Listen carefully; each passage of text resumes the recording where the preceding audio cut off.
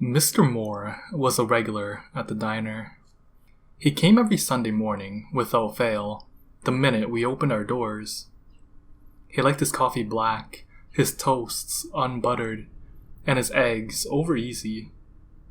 Though he was a man of few words, Mr. Moore was gentle and polite. Moreover, he was a very generous tipper. And that's all that anyone at the diner really knew about him.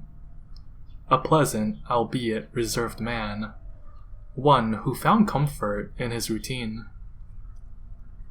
One Sunday, I noticed that the corner booth we'd always saved for Mr. Moore remained vacant well into lunchtime. I recall glancing over, every now and then, vaguely disappointed at his absence. He never showed up that day, nor did he show up on the next Sunday, or the one after that. Nobody knew why he stopped coming to the diner, and nobody had any idea who to even ask. No one really knew who he was or from whence he came. As time went on, Mr. Moore became a dimmed memory relegated to the back of our minds. The hostess no longer saved the table on Sunday mornings. The new cooks no longer knew of the Moore special, and I no longer had that $100 tip to look forward to. Life went on at Eddie's Diner. But one evening came a man who introduced himself as Samuel Pearson, the executor of Henry Moore's will. And once again, we remembered our elderly patron. Tragic though it may be, no one was entirely surprised to learn that Mr. Moore had passed away. What did come as a surprise was that someone from the diner was named in his will as a beneficiary. What do you mean, I am on his will? Mr. Moore did not marry or have any children. In the absence of family, he has named you, Rebecca Bennett, as the main beneficiary of his will. Mr. Pearson and I sat down at the familiar corner table as he patiently went over the legal documents with me. I glanced over the 2-page catalog of assets. Among them, a mansion situated on 9 acres of land, some 30 miles west of our little town. I sat there in wide-eyed astonishment, my mouth agape in sheer disbelief. One by one, my coworkers congratulated me, nearly suffocating me with their embraces. Only Pamela, the restaurant manager, shot me a dirty glare and told everyone back to work. Don't get your hopes up, honey. It's probably a haunted house or something. It would be the last time I'd ever have to hear from that vile woman. And though I knew well that Pamela was merely being petty, I couldn't quite rid my mind of her slur. Before he left, Mr. Pearson wrote down his number and urged me to get in touch with him as soon as I wished to proceed with the affairs of the estate. That very night, I broke the news to my family that I'd quit my job at the diner. You what? My mother was swift to lose her temper and lash out on me like she'd always do. My stepfather merely kept his arms crossed, disapprovingly, as if that unemployed buffoon had the right to disapprove of me. Brandon, my stepbrother, was too vested in the football match to spare me even a moment of attention. I hated my family. I could not wait a second longer to get away from it all. And so I called Mr. Pearson. The next day he came by to pick me up in an old-fashioned yet gorgeous-looking automobile. I was slightly caught off guard when he stepped out to open the door for me. Will your family not be joining us? No, I haven't told them yet. Ah, perhaps it is for the better. I didn't quite understand what he meant by that, so I chalked it up to some sort of wealthy folks' polite expression and thought no more of it. During the ride to the residence, I learned that Mr. Pearson was in fact Mr. Moore's personal aide. He hadn't used the term butler, but I was under the impression that's what he meant. For a moment, as the town behind us faded from view, I felt as though I was being chauffeured away in a pumpkin Cadillac, in some weird Americana kind of fairy tale. But soon thereafter, I began to think about the man who bestowed this new life upon me. Even on the rare occasions when we made conversation, Mr. Moore seldom revealed much about himself. On the contrary, he asked at length about me and my family, and seemed to show a genuine interest in my life. He even once remarked that he wished he had a daughter or a granddaughter like me. How ironic it was, I mused, that a girl who wanted nothing to do with her family would cross paths with a man who yearned for a family, yet did not possess one. Welcome to the Moore's Manor, Miss Bennet.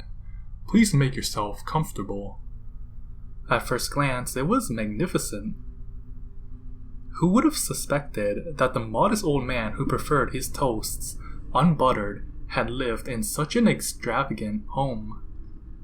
In every room hung chandeliers, on every wall majestic paintings, statues big and small littered throughout the halls of the 10-bedroom mansion. Yet in spite of it all, the place seemed to be shrouded in an air of gloom and despair. Mr. Pearson accompanied me on a tour of my soon-to-be home, enlightening me to the history of the manor, as well as the family who lived here for generations. He showed me the wine cellar, the library, and the stable where the horses were kept back in the day. At some point, I jokingly blurted out, "Do you also come with a house?" Upon seeing his unamused reaction. I quickly realized the extent of my insensibility. Mr. Pearson was, as a matter of fact, of African descent. I apologized profusely, but the damage had already been done. The latter half of the tour was unbearably quiet. When at last Mr. Pearson spoke to me again, I found myself in an elegantly furnished office, which once belonged to the masters of the house. Miss Bennet, there is something that Mr. Moore wished for you to see. He gestured for me to take a seat and presented to me a quaint little chest built of solid wood. Inside was an ample stack of envelopes, with one on the very top addressed to Rebecca. Oh, letters. Nobody had ever written a physical letter to me before. At last, I thought to myself, I would get to know the man who thought of me as family. At last, I would get to know the enigmatic Mr. Moore. A word of caution, if I may. Mr. Pearson looked to me in earnest. My employer, Mr. Moore, was a troubled man. What do you mean by that? I trust that these letters will explain. I'm not sure I follow. I'll be right outside if you need me. I shall take my leave now. When Mr. Pearson closed the doors behind him and I was left alone with the box, I sensed an abrupt change in the air. I imagined the voices that used to echo between these walls, faintly reverberating once again. It's probably a haunted house. Pamela's remark suddenly intruded my mind, sending a chill from the base of my nape to the tips of my fingers. Anxiously, I opened the unsealed envelope for the first letter. It read, "My darling Rebecca, should this letter make its way to you, I wish for you to know that I wholly intend to fulfill all my promises to you, and that I love you with every fiber of my being. Our separation is but a temporary arrangement. You shall always be the love of my life, and I yours. From the bottom of my aching heart, yours truly, Henry W. Moore." Upon further inspection, the faded ink and crumbling edges of the paper seemed to indicate that the letter was much older than I was. It then occurred to me that the letter was not intended for me. I read the letter from top to bottom, again and again, and still I remained perplexed by its message. Eventually I moved on to the next letter, hoping that it would shed light on the mysteries of the first. "Dearest Rebecca, forgive me, for I do not have any good news with which to adorn this letter. My stubborn father remains stubborn, and I a captive in these chambers. I hope that you are enduring my absence better than I am enduring yours, for these days the mere thought of you gnaws at my heart. I can picture you now in that red and yellow sundress, your flowing black hair and ebony skin glistening under the moonlight, ever entrenched in your own thoughts with that faraway look in those dark hazel eyes. What are you thinking of in these trying times? Who are you thinking of? As of late, the only thing on my mind is the solace of your tender embrace. With love, Henry W. Moore. As I gently folded the letter back into the envelope, I couldn't help but piece together in my mind a picture of this other Rebecca. My entire body shuddered when I realized that I had envisioned her in my own image. For the next hour, I read a dozen more of these letters, each one more intimate and more desperate than the last. As I neared the bottom of the pile, I found the letter addressed not to Rebecca, but rather to Mr. Henry Moore. To Mr. Henry Moore, I write to you to let you know that I am well. My mother and I will be leaving for Alabama in the morn. Your father, Mr. Edward Moore, have been so kind to us in the past, and I hope you find it in you to forgive him and bear no more ill thoughts towards him. There is something which I must tell you, and I pray that you do not receive this news harshly. It is clear to me now that we was not meant to be, not in this life, perhaps in another time, perhaps under different circumstances. This past winter I met a man. His name is James. James looked after my mother and I ever since he was cast away from the manor. He was a man with a gentle soul, like you. The Lord has blessed us with a child, which I now carry in my womb. If the child be a boy, James agrees to name him Wilfred after you. I now return to you this jewelry box, which you had gifted me a long, long time ago, along with all the letters you had Sam bring to me. For they no longer have a place by my side. I wish you a long and happy life, Mr. Moore. Know that I truly admire you for the man you are, and will forever hold you dear in my heart. Humbly, Rebecca Pearson. P.S. Please look after my nephew Sam. He is a foolish one. My hands quivered as a tear rolled down my cheek. As it fell, I noticed that it had not been the first to stain the page. I found myself weeping, awash with a profound feeling of sorrow. Wilfred, I knew that name. James, I knew that name. Finally, at the bottom of the box was one final envelope. This one was not like the others, in that it lacked the tattered edges and yellowish discoloration. It was addressed to Rebecca Bennett. I wasted no time in opening it. A photograph fell onto my lap as I unfolded the letter. I let out a gasp as soon as I recognized the person in that creased and faded picture. It was Rebecca, and she was a spitting image of myself, only her complexion was several shades darker.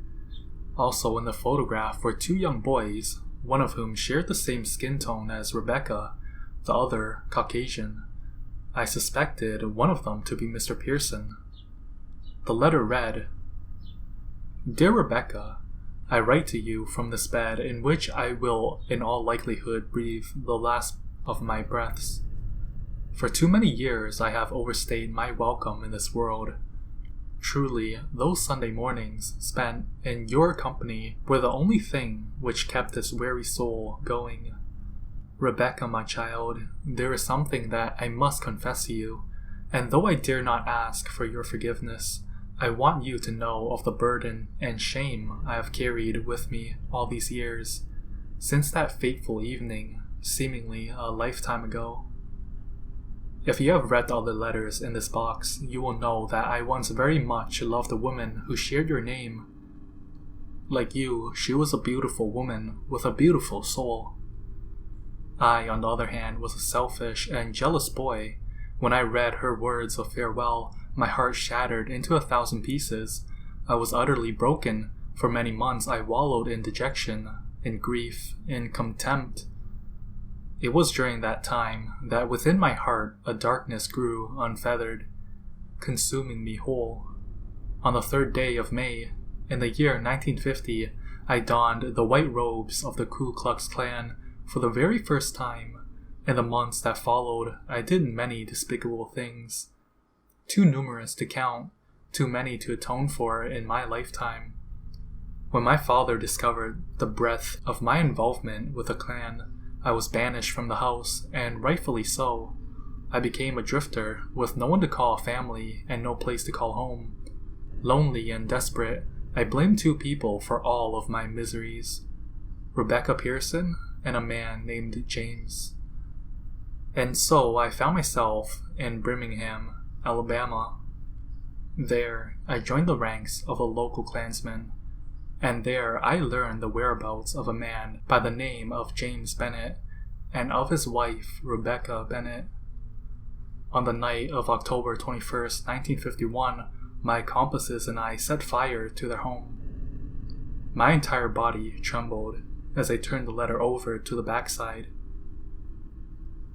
I watched from afar as the house went up in a blazing inferno. I listened to the cries of the children as they were carried out of that little overcrowded house. For a brief moment I allowed myself to delight in their suffering, and in that moment, the last of my humanity was nearly extinguished. It was then that I heard a familiar voice.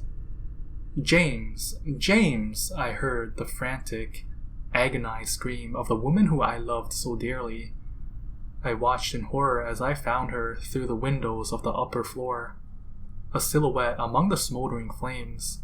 Her cries grew louder, more painful. "Take Wilfred! Take Wilfred!" she screamed until the flames engulfed her completely. Moments later, a man emerged from the blaze, his clothes burnt to a crisp, his skin thoroughly charred. With the last bit of life within him, he placed the infant on the ground with the grace of a loving father.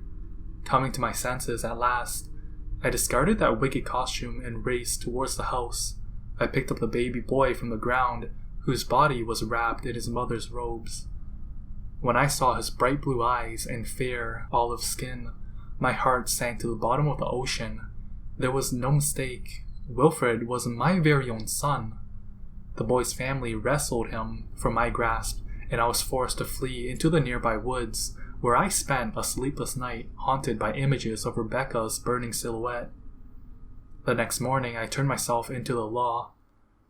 I spent the next 45 years in prison, contemplating my unspeakable folly.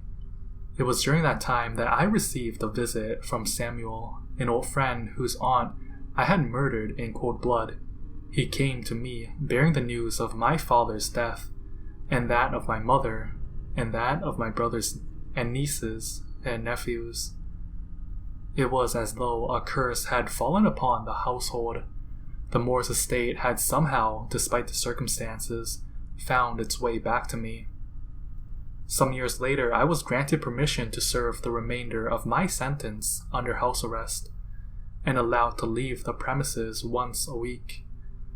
At that time, Samuel revealed to me that his cousin Wilfred had given his life in the line of duty as a firefighter, leaving behind a wife and infant daughter who he named after his own mother.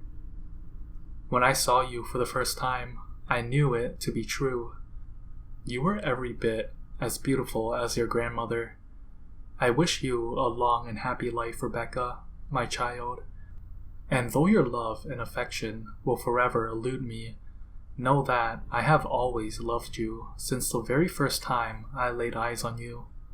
Humbly, Henry Wilfred Moore. Thank you to those who made it to the very end. This video took well over 100 hours to complete, so it's nice to know that the time and effort I took into making this video was not in vain. I know I haven't posted in a long time because of this project, and I thank you for being patient while I worked on this. I know that this video is not like the other ones that I did. There is a lot of experimenting in this video. However, do not worry, the next video will be the same as my other ones. On another note, I cannot believe this channel is almost at 500 subscribers. This is absolutely insane.